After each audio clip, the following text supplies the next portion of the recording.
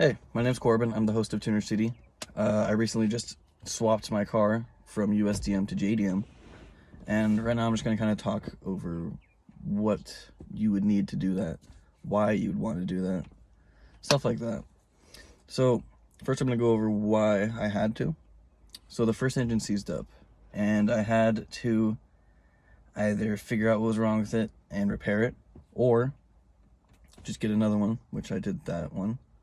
I took the latter, and I got an engine that was rebuilt 2 years ago, loosely 2 years ago, and I got it put inside of this car. About a month later, the rod gave out on me.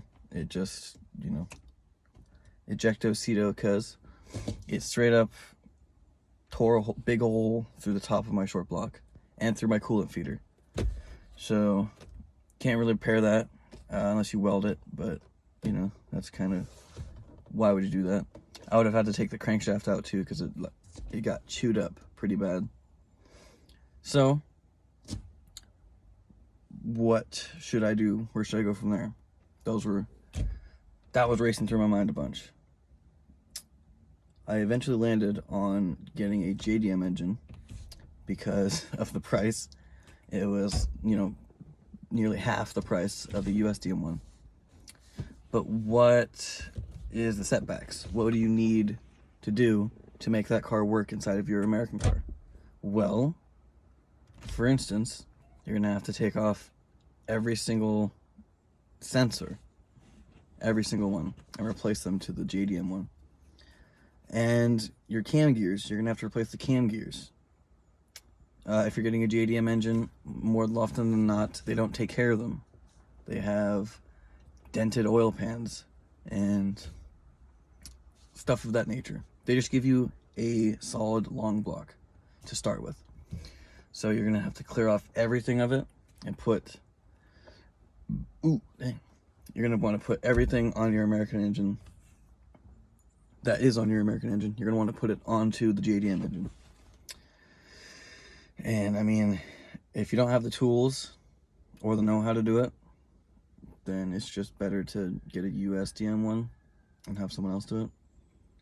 But if you're wanting to get into your car, get your hands really dirty and bloody, you're gonna need a couple of tools, like a cam tool strictly for Subaru. Mine is a single overhead cam, so I needed one of those cam tools. It's just a big metal plate with a big hole in the middle. It's got two prongs sticking out, so they stick into the sprockets, and then you can just break the socket loose, break the bolt loose with the socket. Then you're gonna want to replace those over. Something I should have done first was get the engine rebuilt, because I'm noticing that there's a leak. Pretty sure it's a head gasket. Yeah, pretty sure it's a head gasket. So you should maybe want to get that replaced before you start slamming it all together. But what are the pros of getting a JDM engine? Well, generally speaking, JDM engines are less abused than American ones, so you kind of know what you're getting into. Another thing is the price. They're really cheap, so why not get one if you know how to do it? If you have to pay someone else to do it, it's not as cheap. I don't think it'll be as cheap, but if you want to get into your car, then do it. I would recommend doing it. It's pretty simple, and it's pretty abundant. 2.5 liters, not so much, but they're out there. USDM versions, they're pretty hard to come by, especially this low of miles. I got mine to 40 to 60,000 miles, so it's pretty fresh. Emission laws are crazy in Japan, so after 100K, they get fined really badly. So these engines are in pretty good condition, so to speak. The low mileage, knowing that it was kind of well maintained, and the price point. Those are why you'd want to get a JDM engine. If you already have a cherry picker, a jack, sockets of various sizes, breaker bars, torque wrench, cam tools, then you can do it yourself with little to no headache. Well, you'll have some headache, but it's very simple. The long block is the exact same as yours. Basically everything else outside of that is not.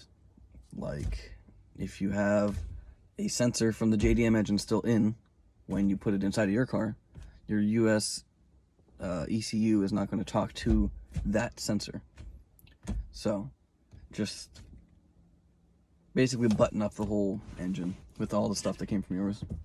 If you need to buy new stuff, like if something broke on your old one, then just buy it, you know, get a new. New is always better. But that is all you have to do to make a JDM engine work inside of your car. That's it. The thing I'm kind of kicking myself about is I should have got it rebuilt. You know, the head gaskets on these older models are, I mean, not as good as they could. They have solid metal around the pistons, around the cylinders, and then around that, the rest of the way of the head gasket, it's all composite. So they're more often than not going to break because the heat's going to contract and expand and contract, and you know, they're just going to tear. Then you're going to get coolant in your oil and your oil in your coolant, and they don't want to mix. They don't like each other. All right, oil always ends up on top. So just get multi-layer steel gaskets, plus getting everything, new gaskets all around. You can't beat that. Anyways, that's really it. That's why you'd want to do it, if you were thinking about doing it. It's not that hard, you know. It's pretty simple. I've never done an engine swap in my life by myself.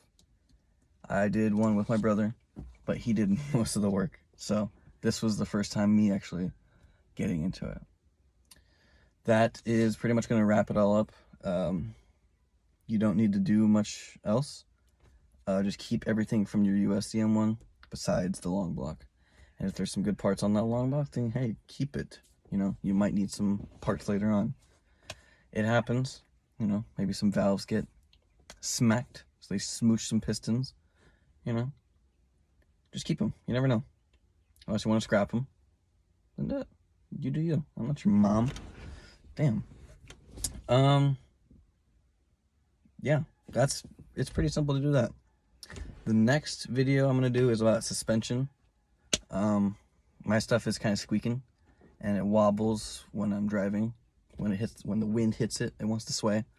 So I'm gonna be getting all new suspension parts so that this thing won't break. After that, I'm gonna install the coilovers that I got. This thing's gonna be dumped to the ground. Then after that, I'm gonna get this engine rebuilt because I don't want stuff leaking. I don't want none of that bogus nonsense.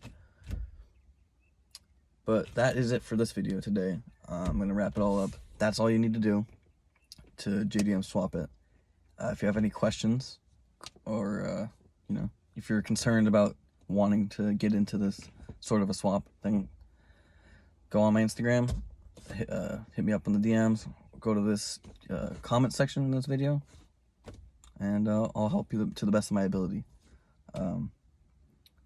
But other than that, thank you for watching it. If you've stuck around this far, thank you. And I'll see you in the next video. All right, stay tuned.